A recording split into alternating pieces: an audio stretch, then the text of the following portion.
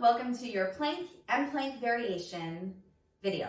So the plank is one of the best full body and core exercises that you can do, but I understand not everybody can get on the floor. So I'm going to show you on the floor first, and then I'm going to show you alternative plank options. Okay, so a plank, and there's different, if you talk to different fitness instructors, you're going to hear different preferences for being on your hands or your elbows. You pick what feels the best in your body that you can hold for the duration that is in the ebook, okay? So a plank is on the ground right here. This is your plank. Belly button is pulled up and into the spine. Hips are down. I'm pressing my heels to the wall behind me, squeezing my quads and squeezing my glutes. Huh, Zoe? Yeah. I'm also squeezing my shoulder blades together in the back. What I'm not doing is this. What I see in classes and with clients is a lot of this because this makes the plank easier. Of course it does, but that means you're not working your muscles, right? So I'm just gonna make sure my hips are tucked forward, my shoulders are directly over my wrists, and I'm squeezing, again, squeezing my glutes, squeezing my quads, and just holding right here. Now, if I'm gonna go on my elbows, it's the same thing. I'm just right here on my elbows. My shoulder is directly over my elbow this time, and I'm right here. Another option is simply to drop my knees. So I could be on my elbows and drop my knees down and be in a solid plank. What I see on the knees is a lot of this. Again, makes it easier, but we want to make sure that we, I also don't like lifting my feet up because I think it puts a lot of pressure on the knees.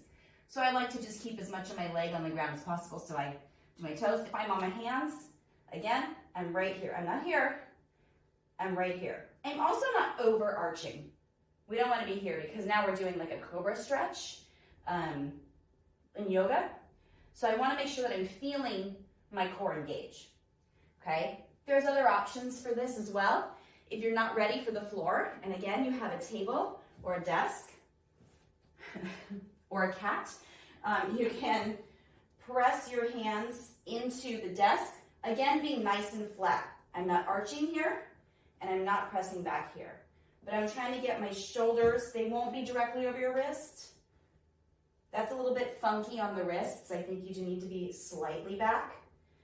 And I'm just holding right here with a nice solid line from my ponytail to my tailbone, okay?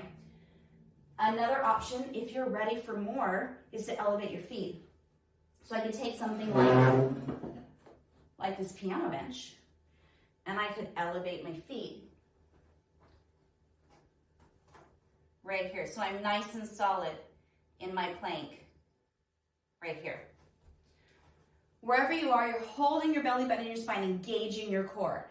Now, when I say engage the core, what I mean is the end of a tickle or the end of like a sneeze or a laugh, or if I was to tickle you or punch you, how you would stop the tickle or the punch, or the end of a cough, the end of a sneeze, that's the engagement of the core.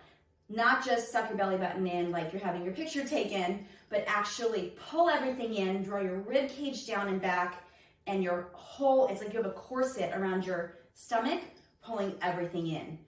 If you do that in the plank, you should start shaking in the first 10 seconds, and that's what you want.